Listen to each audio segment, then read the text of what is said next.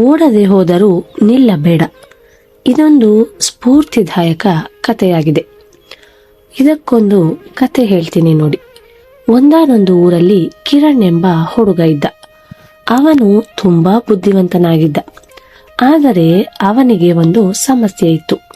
ಅದೇನೆಂದರೆ ಅವನಿಗೆ ತನ್ನ ಮೇಲೆಯೇ ನಂಬಿಕೆ ಇರಲಿಲ್ಲ. ಶಾಲೆಯಲ್ಲಿ ಶಿಕ್ಷಕರು ಕೇಳಿದ ಪ್ರಶ್ನೆಗೆ ಉತ್ತರ ಗೊತ್ತಿದ್ದರೂ ಕಿರಣ್ ಕೈ ಎತ್ತುತ್ತಾನೇ ಇರಲಿಲ್ಲ.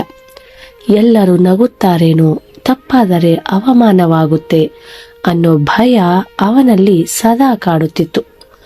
ಒಂದು ದಿನ ಶಾಲೆಯಲ್ಲಿ ಶಿಕ್ಷಕರು ಭಾಷಣ ಸ್ಪರ್ಧೆಯನ್ನು ಏರ್ಪಡಿಸಿದ್ದರು. ಆಗ ಶಿಕ್ಷಕಿ ಹೇಳಿದರು, ಈ ಬಾರಿ ಎಲ್ಲರೂ ಕಡ್ಡಾಯವಾಗಿ ಸ್ಪರ್ಧೆಯಲ್ಲಿ ಭಾಗವಹಿಸಬೇಕು ಎಂದು. ಶಿಕ್ಷಕರ ಮಾತನ್ನು ಕೇಳಿದ ಕಿರಣ್ ಕಂಗಾಲಾದ. ನಾನು ಭಾಷಣ ಮಾಡೋದಾ? ಅದು ಅಷ್ಟು ಜನರ ಮುಂದೆ? ಇಲ್ಲ, ಇದು ನನ್ನಿಂದ ಸಾಧ್ಯವಿಲ್ಲ ಎಂದು ಮನಸ್ಸಿನಲ್ಲಿ ಅಂದುಕೊಂಡ. ಆ ದಿನ ಸಂಜೆ ಮನೆಗೆ ಹೋಗಿ ತಾಯಿಗೆ ಹೇಳಿದ, ಅಮ್ಮ, ನಮ್ಮ ಶಾಲೆಯಲ್ಲಿ ಭಾಷಣ ಸ್ಪರ್ಧೆಯನ್ನು ಏರ್ಪಡಿಸಿದ್ದಾರೆ. ನನಗೆ ಭಯವಾಗುತ್ತಿದೆ. ನನ್ನ ಕೈಯಲ್ಲಿ ಅದನ್ನು ಮಾಡಲಾಗುವುದಿಲ್ಲ ಎಂದು. ಮಗನ ಮಾತನ್ನು ಕೇಳಿದ ತಾಯಿ ನಗುಮುಖದಿಂದ ಹೇಳಿದರು, ಭಯ ಇರೋದು ತಪ್ಪಲ್ಲ ಕಿರಣ್. ಭಯ ಇದ್ದರೂ ಮುಂದಕ್ಕೆ ಹೋಗೋದೇ ಧೈರ್ಯ ಎಂದು ಮಗನಿಗೆ ಸಮಾಧಾನದ ಮಾತುಗಳನ್ನು ಹೇಳಿದರು. ಅಮ್ಮನ ಮಾತಿನಿಂದ ಕಿರಣ್ಗೆ ಸ್ವಲ್ಪ ಧೈರ್ಯ ಬಂತು. ಅದೇ ರಾತ್ರಿ ಕಿರಣ್ ಕನ್ನಡಿ ಮುಂದೆ ನಿಂತು ಮಾತನಾಡುವ ಅಭ್ಯಾಸ ಮಾಡತೊಡಗಿದ. ಮೊದಲಿಗೆ ಅಲುಗಾಡಿದ, ಧ್ವನಿ ಕಂಪಿಸಿತು.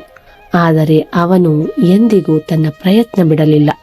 ಮಾರನೆಯ ದಿನ ಶಾಲೆಯಲ್ಲಿ ವೇದಿಕೆ ಮೇಲೆ ಹೋಗುವಾಗ ಕೈ ಕಾಲು ನಡುಗಿತು.